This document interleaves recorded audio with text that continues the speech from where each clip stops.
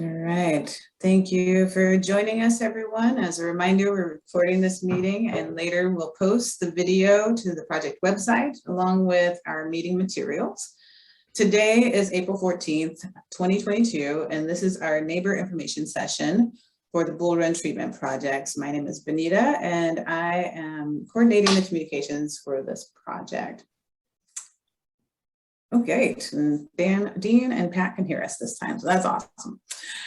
All right, so tonight we have a few speakers for the filtration team. We have the magnificent Michelle here to start things off with a quick program update. We have not one, but two Johns here to share their thoughts about filtration. Raise your hands, Johns, about the filtration facility construction. Ken will be providing some updates on the pipeline design before turning it over to Joe, who is going to be talking about how we're going to get those pipelines in the ground. As usual, we will save a portion of the meeting for questions and comments. But before diving into that update, I wanted to quickly note some of the ways that we are sharing information with the community. So we're holding these neighbor information meetings at least quarterly, and we are also here to talk about or hear your thoughts and comments. We recently mailed a newsletter to the community on the project, and that newsletter was sent to everybody that was in the project area. You can see an image of that on the side of the slide there, but printing and mailing is not great for the environment or for our budget. So email is truly the best way for us to get timely information to you. If you haven't done it yet, please do sign up for our e-news and encourage your neighbors to do the same. On the sign up, you can select the types of news that you're interested in. So with that, I will turn it over to Michelle Cheek, our Deputy Director for the program, to share a program update.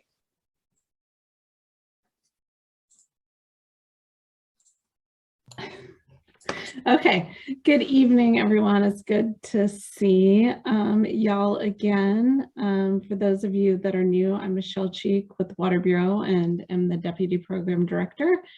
And I'm here tonight to provide a program update before I turn it over to some of our other speakers on the facility and pipelines. Next slide. So our improved corrosion control facility is in the home stretch. We're finishing up work at our Lusted Hill facility to connect the new chemical feed systems to our conduits that head into town. The new systems will make changes to our corrosion control treatment to further reduce lead exposure at customers' taps. The new treatment will adjust the pH and alkalinity of the water using soda ash and carbon dioxide. The photo here shows the new soda ash silos at the site. And in the background on the far right, you can see the carbon dioxide storage tank. And we're on track to meet our April 30th compliance deadline for improved corrosion control treatment. Next slide. So design on the filtration facility continues to progress. Some of our recent design efforts have been focused on a few areas. We're looking at ways to keep soil on site and still maintain the gravity flow that is desired for the facility. We're working to reduce planned structures to only what's essential to meet our level of service goals. We're also considering deferral of some project elements, such as the second finished water pipeline. Next slide, please. In addition to continuing design, we have a number of upcoming milestones for the project this year, including initiating the land use permitting process and working toward our second major compliance milestone with the Oregon Health Authority this fall, when we'll deliver the design for our filtration facility to OHA. And then in regards to our land use permitting process, we have several key steps coming up. Our pre-application conference is scheduled for April 28th. And then after that pre-application conference, we'll be pulling together our land use application submittal. This application will undergo county review and also a public comment period prior to a public hearing, where a county hearings officer will provide a decision. The upcoming pre-application conference is not a public hearing and no decisions will be made. This conference, this pre-application conference is really for the applicant, us, to hear from the county staff about applicable policies, codes, and standards that apply to the project before we actually submit our application. And additional information regarding the pre-app and the process can be found on the county's website, which there's a link there in the slide. Next, please. So the pre-application materials that were submitted include figures of the proposed design. These are similar to what we shared in the January neighbor information meeting and through some of our mailings. Here we've called out some of the design features that help address preferences and feedback we've heard from the community. For example, we've set the entry back from the roadway and have designed the edges of the site to help buffer and screen views of the facility. We've put our communications tower closer to tree line to help screen it, and have also identified stormwater improvements as part of those application materials. Next slide, please. So this slide provides a couple of site views from the north and the south and demonstrates some of the buffering around the site. So the upper image shows the main facility entrance off Carpenter Lane. You can see that the security gate is set back from the road with the administration building in the background there. And then the lower images shows the view from Bluff Road looking north towards the facility site. The facility is to the west of the green Pleasant Home Water District towers, I think, which you all know, out in that area. And with that, I'm done with my updates, and I'll turn it over to John Johnson, our construction manager for the filtration projects. Actually, I think it's going to, yeah, it's going to John Kolkman. Sorry, we changed that at the last minute on you, Michelle. but first, I just want to make sure that if there's any questions or comments from anybody about that. I see there's a comment in the chat about the being barred from asking corrosion control questions. But we will get to, we're here to talk about the filtration facility, and we will get to John Folkman's presentation about the construction. Yeah, sorry for buggering that up. Too many Johns. Yeah, thanks. Yeah, so as Vanita was saying, my name is John Kolkman, and I'll be the construction lead for the CMGC. And so at the moment, we're sort of in the pre-construction phase of the project before we move into actual construction. So there's a lot of coordination activities that are going on during this period. As you can see, that started last year, and it'll run through the end of this year and into next year prior to the construction work starting in 2023. So what does that entail? So for the pre-construction, there's a lot of coordination activity with the facility designer, and trying to make sure that we're designing in efficient construction methods into the design. So that's a big part of the activities at the moment. And now that the design has progressed to the point it's at, we're able to really start looking at some of the key features of the plant and starting to develop the construction sequence and schedule for the project during that construction phase. And then also gives us the opportunity during the pre-construction period to be able to sort of evaluate traffic and site access considerations. Obviously, that's an area of concern for the local area. And culminating in sort of developing a comprehensive construction management plan that'll become sort of the roadmap for how we're going to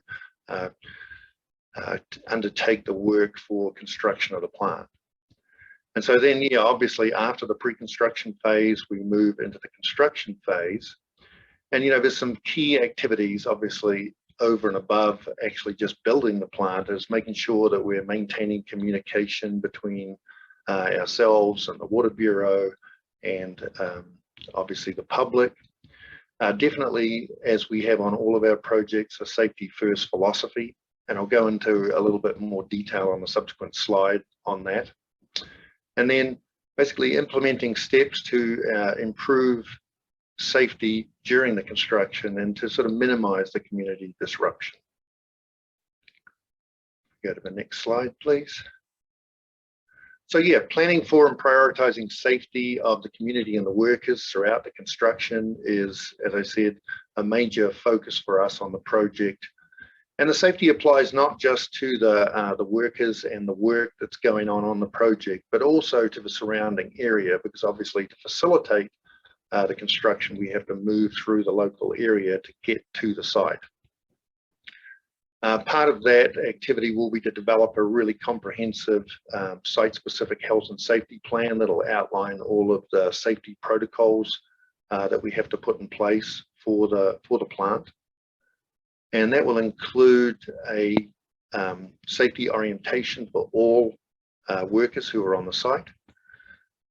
The site will be secured as part of that safety plan, so there'll be perimeter construction fencing around the site with gates that'll be locked up each night after construction activities have completed.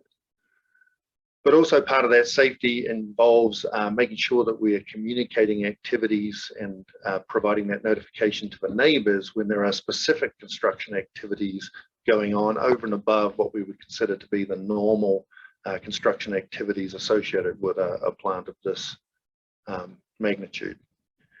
And then, you know, another thing, speed limits on site. Obviously, we have controlled speed for all of the construction traffic, but that extends to applying to the off-site access to the construction site as well, because that's obviously very important. So, you know, next slide, please. So what are we going to see during the course of construction for the project? Obviously, it can be broken down into a number of specific construction phases during the evolution of the project. Before we get to some of those major phases of construction, the first thing that you'll probably see is just the site logistics implementation and getting the site perimeter fencing that I mentioned before, setting up the construction compound with employee parking as well, developing the temporary construction roadways to facilitate efficient construction. And then once all that is in place, then we can start looking at the actual major construction activities. And if I break it down into a number of groups, the initial phase will obviously be doing the earthwork and including the mass excavation.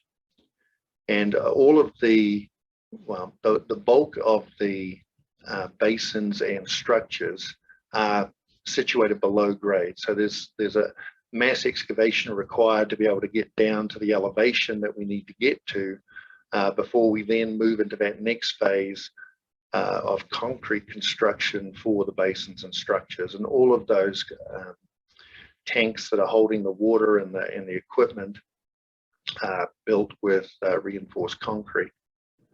And then once that envelope is constructed, then we would move into installation of all of the mechanical and electrical equipment, you know, all of the pumps, piping, the various treatment equipment that has to go into the building, the electrical supply and all the wiring, conduit, etc., to make sure that all of that equipment is able to operate. And then all of that activity really culminates in the commissioning and startup of the new facility. And that would start with testing and starting up of all of the individual components associated with the treatment facility, and then moving on then into the treatment process facility startup to make sure that the water treatment plant is operating and producing the water to the quality that's required.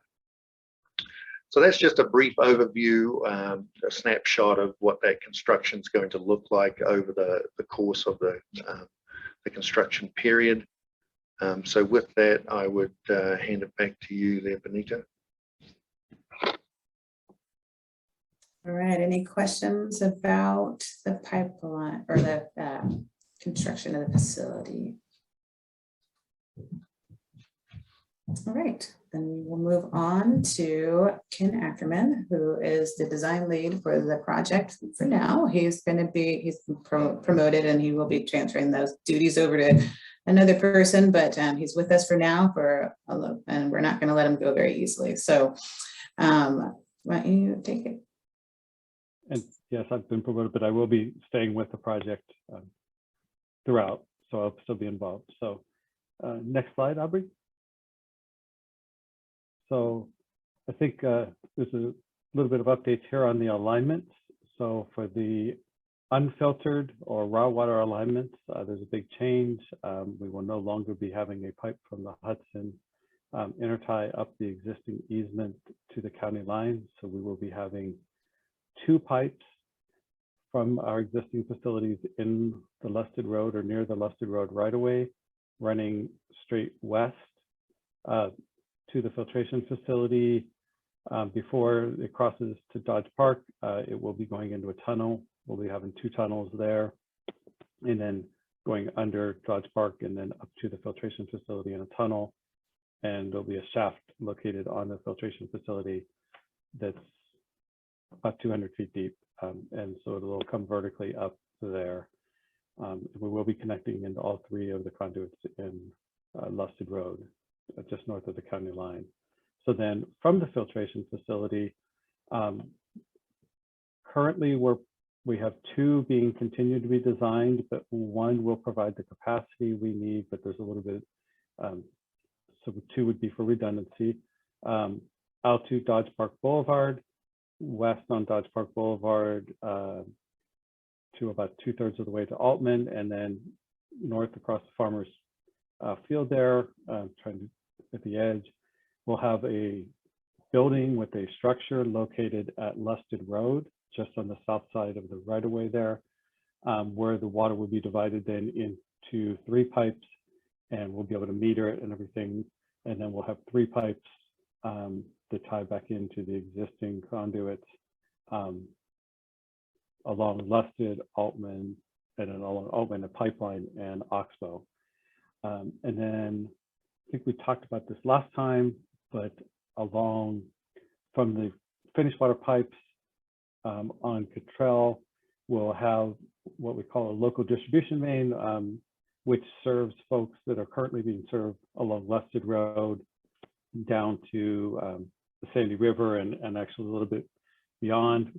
So to get them being served treated water, we'll be running a pipe up Cottrell that will be mostly put in by a jack and bore or a trenchless method. So we'll have a few locations we have to tear up the road, and then it'll connect in at our existing Lusted Hill facility, go through there and down to where the existing pipe starts, down at conduit 3 and 4 at the bottom of the hill where we did some work previously. So that's what we're planning to construct right now. So with that, I will hand it over to Joe. And we introduced Joe last time, and last time in January, he was just getting under contract. So, was this my slide too, Aubrey? No, I've got this, Ken. Okay. Thank you. Okay, so hand it over to Joe. Joe's been in the project. He's done a tremendous job of getting up to speed, but he's only been involved 3 months, and some of us have been involved for a lot longer. So with that, I'll hand it over to Joe to talk about construction. Awesome. Thank you so much, Ken. Greatly appreciated. It's been a great group of folks to work with to be able to get myself up to speed. So many thanks to the overall collective team. Yep, as had a chance to meet some of you, obviously, at the being introduced at this meeting back in January, which was just as we were starting the project. Again, Joe Cecil, pre-construction manager for the pipeline project effort. And what that is, this pre-construction phase that we're in right now, our team started right as we received the 30% set of drawings for the pipeline. So we've been working really close with the designer and with the Bureau on evaluating that 30% set of drawings and getting ready for that 60% set that the design team's currently working on. A lot of our focus being the contractor for the project, the CMGC for the project, our focus has been on anything we can do to optimize and maximize or optimize that design. If that is to assure for safety for the public and safety for the workers, evaluating and looking at things for constructability, the most optimal way to construct and install things, identify sequencing and how the best method may be to coordinate the sequencing of the work to try to minimize negative impacts on the community, looking at the best value options, things that if we do something a little different, can we have a potential savings in money for the project and be more efficient to the project. Overall, all of that kind of comes together as part of our construction plan, and our construction plan has a major focus, of course, as mentioned, on safety and how we're going to make this project a successful project with minimizing any impact or negative impact on minimizing that impact on the public as much as possible. We'll be going into construction at the completion of the design, which will be in 2023. That work will continue through 2027. But you'll see, as Ken just described, the length and the coverage of the overall project. It's not that we'll be on the whole stretch the whole time. The nice thing with pipeline construction is that we're doing it in kind of a rolling segment. And as we get through some of these graphics that are going to be coming up, we can get into some more of that detail. So kind of the components of a construction project itself for pipeline, similar to the facilities effort that John referenced. Prior to that excavation work starting, we will be out prepping the site. So we will, and prior to even prepping the site, there's obviously a communication element that will be following the processes and procedures that the team has already put in place for communicating with the public, letting you all know where we're going to be working, when we're going to be working there, and what you'll be seeing. So you'll realize what's going to be coming up. And the first thing that will be coming up is actually prepping the site for preparing for construction. Then we'll start essentially excavating. Again, in the next slides, we'll show a little bit more how the sequence works, but we'll start excavation, installing the pipe itself. And while we install the pipe, we do testing on, do continuous testing of that pipe for water quality, hydraulic pressure testing, welding testing, and so forth. Backfilling that segment with compaction, and again, having quality control assurance for that backfill compaction testing, and then final restoration, having it returned back to the site that it was, or better than the site that it was, for the completion of the project. So this is a typical look at what we're going to be working with. This happens to be Dodge Road. As you kind of see in the graphic off in the lower right, just essentially running off from the location of the plant. I know it's kind of small, but running off from the plant down Dodge Road. And this is fairly typical to all the streets when we're on Lusted and Altman as well. On Dodge, we have a 100-foot right-of-way, public right-of-way, which is being shown. In that right-of-way, we'll be having an area which is a work zone. That work zone will have that trench, the pipeline, and trucking, and our equipment that will be coming through that alignment. And then we will have a protection between us and the traffic flow, a barrier of sorts that will separate us from traffic flow, and then we'll have open lane for traffic flow. If a single lane, like it's shown now, would be with flagmen and flag folks and so forth. Obviously, with a big focus on safety, assuring that we're minimizing any potential negative safety impacts on the public, on the traveling public, the workers on the project, and if there's bicyclists or other pedestrian travel as well. Our focus is obviously on keeping traffic moving, minimizing that downtime for anybody, obviously having no downtime for emergency vehicles, having those be the highest priority to be able to get that traffic through with a focus. And obviously, as mentioned, before we start the work, we'll be communicating as we move along the alignment. We'll be communicating with the public through the different processes that are in place, and the team's been using to inform you where we are and where we're headed. So this is, as mentioned, kind of the typical what you would see for our traffic control and how we would move our continuous movement through the construction phase. So essentially, if that work area, if you considered it, you know, that's a week's worth of work, and as we maneuver, that will continually move forward down the road as that flow of traffic is shown up on the top. With that, obviously, signage would be out there, along with, in this case, where it goes to a single lane, flag people would be out there, that safety barrier that was referenced earlier. Just to show kind of what that would look like. The photos on the bottom, on the lower left, show actually some work that was done out on the preparation and investigative work that was done in the area of the project. So you may have seen some of this being done at that time, and just kind of noticing how the flagman and the signage is up. The other two projects are both projects that are located within the Portland general vicinity. And although in the center one, the left square one, it's a little hard to see the barrier, but there's actually a barrier between the moving traffic and the pipe pickup there. And similar on the one on the right, you can obviously see the safety barrier with protection from where the workers are to where the traveling public is located, is taking place. So, and with that, I will turn it back over to Ken to kind of wrap this piece up on the construction for the pipeline. So yeah, thank you, Joe. So overall, I mean, we've been looking a lot at the construction staging, how to make it work, how to get it flowing efficiently, and how do we make it safe, both for the workers and for everybody who's traveling out there. That's one of the big things. So making sure everybody can maintain access. We've got a lot of farms in the area, make sure they can maintain access and have good strategies for that.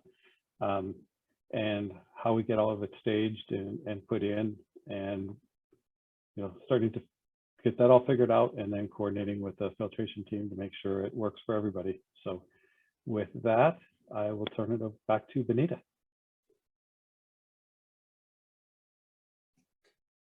Right. So do we have any questions or comments about anything that's been brought up today?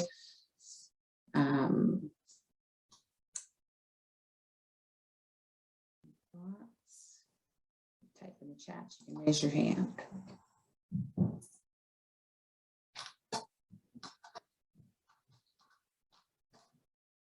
Okay, well, find a beat here before we move to the next slide. Oh, how wide is Dodge Park? I think that's a question for Ken. So I don't know the exact pavement width. I'm guessing the pavement width is about 30 feet, but the right of way is 100 foot wide. So that's the right of way is what's owned as for public transportation, and that's 100 foot on Dodge Park, the full length. That answer your question, Pat?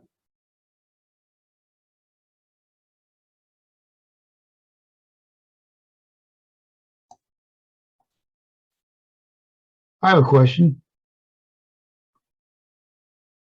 Sure, Michael, go ahead. Did you say the facility will be locked up at night? I think that for the construction? Yes. Okay, John Folkman. Yeah, so yeah, I can comment to that. So yes, we would have perimeter fencing around the construction area with access gates at the different access ways that we have onto the site, and those would be, after the normal construction hours, those would be locked up and secured.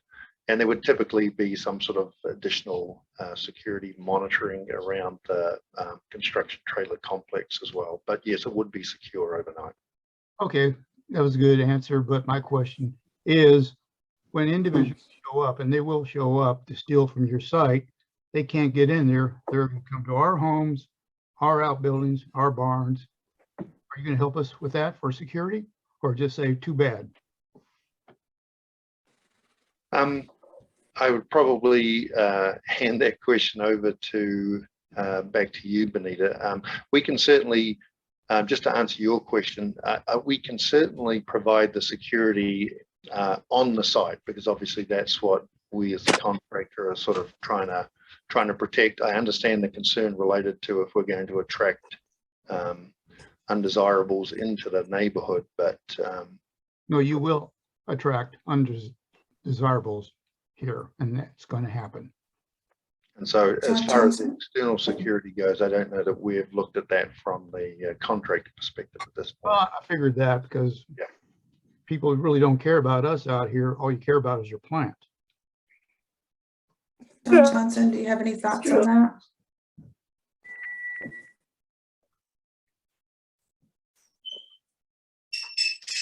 Sorry, did you point that at me?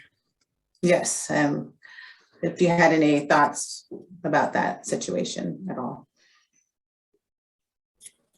Generally speaking, construction sites can be, they obviously they do attract folks that as we're noted to be undesirables. We're in communications with the county sheriffs and et cetera. I'm sure that they'll be aware that the project is going on. And, we can ask them or talk with them about increased patrol potentially and otherwise, see if there is availability there. And we'll continue to talk about it and see what's needed to do. We're going to have security cameras on the site and 100-foot track of folks runway. that try to go on there. I don't get that. Okay, Sam, did you? Sam, that's from the old days back when the trolley tracks went down Dodge Park. So it's a 100-foot wide right away on Dodge Park right now. Okay, I've already installed bars around my house, security doors, extra lights. I'm going to be putting cameras up. I'm paying for that. Do you people want to I reimburse? don't think so. Because you don't seem to care. You're worried about your site. That's fine. We're going to get broken into here sooner or later because we've seen people come out here. You don't care, and that's the bottom line. We definitely hear you, Michael, and those are definitely things we can take into consideration now that we know that it's a concern. Sean, did you want to say anything else? It came off mute. Okay. I want to ask No, a question. I'm not really thinking. Okay. Sam, did you have something? Yes, I want to get back to the 100-foot right-of-way on Dodge Park Boulevard and just ask if that is a standard for county roads in the area, or is this something special that has been instituted for this project? I mean, 100-foot right-of-way is, that's 50 feet from the center line. You're getting into people's private property and their landscape. So, Can do you want to answer that? Yeah, Sam, I kind of answered that a minute ago. Dodge Park was actually put in back in the day for the old trolley that went out to Dodge Park. right. And back Okay, in the I got day, that. So, or had that 100-foot right away. Yeah. So the 100-foot right away So has been there since Dodge Park was platted, and we didn't have anything to do with that. okay, so this is specific to the old, access to Dodge Park. So yes, Sam, Okay. those are Yep, it's existing just rights of specific to way. Dodge Those are not, there's nothing new being purchased along Dodge Park. That is what the right of way is, as recorded. Dodge Park is 100 feet. Lusted Road that we're going down. And I'm going to quote on the top up by the finished water intertie is 60-foot right of way. And Altman Road Yeah, is 40. 60. And Altman Road, where we're going between Lusted and Oxbow, is a 40-foot right of way. So they vary. They're what's recorded with the county surveyor's office, and we aren't changing the width of those. And yes, there's. Well, that begs the question: what is the width of the right of way on Carpenter Lane? Out of curiosity. Carpenter Lane right away actually varies as you go down it. It's 60 feet, I believe, from the Cottrell intersection, almost all the way to our site. I think actually to the corner of our site, and then it narrows to 40 feet at the corner of our site. Wow. Yeah. All right. Question answered. Thank you. But those, yeah, those are what they are now, regardless of our project or not. So yeah.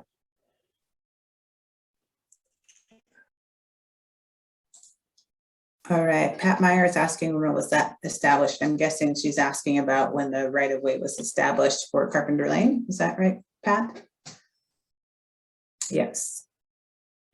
Anybody have a clue on when that was established? I don't know when that right of way was established, and I don't know if it all was at the same time, because a lot of times as things happen, like a lot of roads are 40 feet wide, and if there's development, people have to dedicate additional right of way. So I don't know if that was all at the same time, but we can definitely find out and get back to you.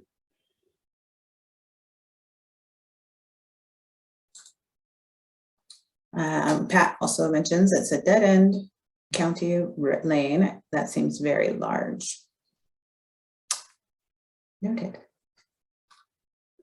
Just to clarify, Pat, are you only interested in Carpenter Lane right away and when it was established? Yes. Okay. So just make sure we answer the whole question when we get an answer. Thank you. Okay.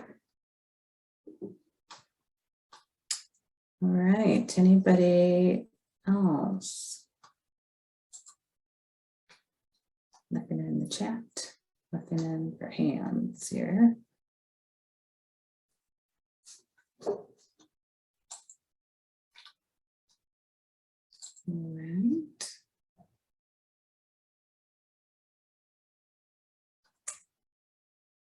Well, I'll give that a beat before anybody takes off.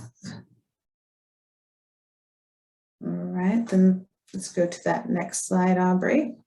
So we will have our next meeting in July 14th is when we're planning to have our next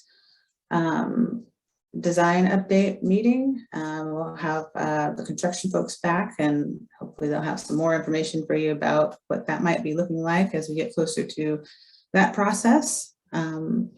There's nothing else, and please again sign up for our newsletter and check out our website for construction updates, and we will see you in a few months. Thanks, everybody. Hello. Yes.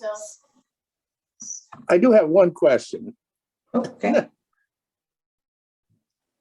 As a ratepayer, I'm kind of curious how much money is being spent on this project, how much has been spent on this project to date without even a pre-application approval. Michelle, do you want to take that question? Sure.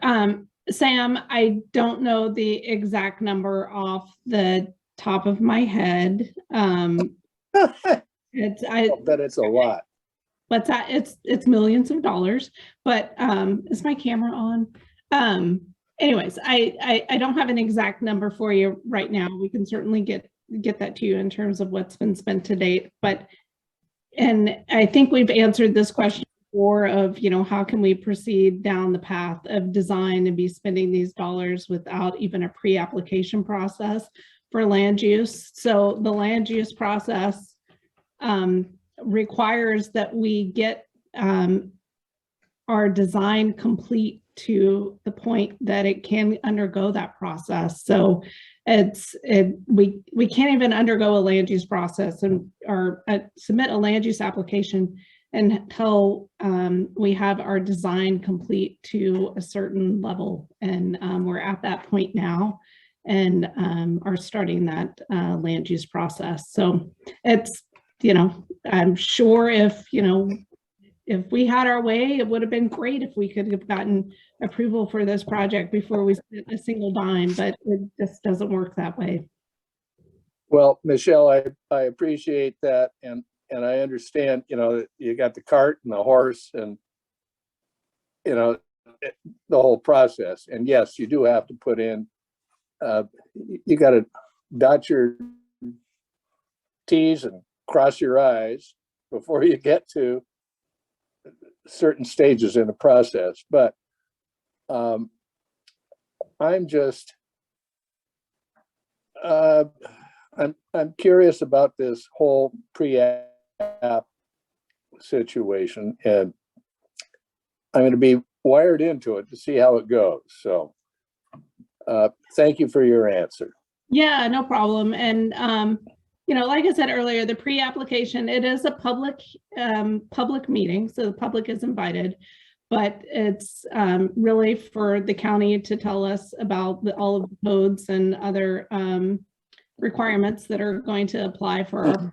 So there's, you know, not a lot of, we won't be sharing a lot more about our project in the pre-application meeting that we've already shared to date. But when we actually submit our land use application, that will have a lot more information in it. So in this public gathering, are they going to serve lunch? I don't know. It'd be nice if they No, did. no, just joking. I vote for dumplings if they do. We were just having this conversation. But, they won't serve lunch. Right. Thank you all. Opportunity Thank to you, Sam. comment once we actually do submit our application. So you'll get to. All right. All right, Pat Meyer has a question in the chat. Do you have an current expected final cost of this project? Pass that back over to you, That's Michelle. Well, our current, I think we've shared in the past, Benita, our budget for the project and the WIFIA funding that we applied for, which is $1.48 billion in terms of the financing that we will receive from the EPA. That is though for the improved corrosion control and filtration That project. does include corrosion control and the filtration projects, correct?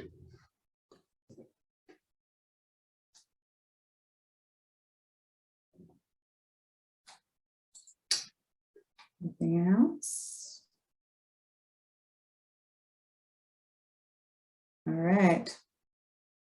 Well, thank you all for your time and coming out to this virtual meeting, and we will see you in a few months. Thanks for coming out. Thank you, everyone.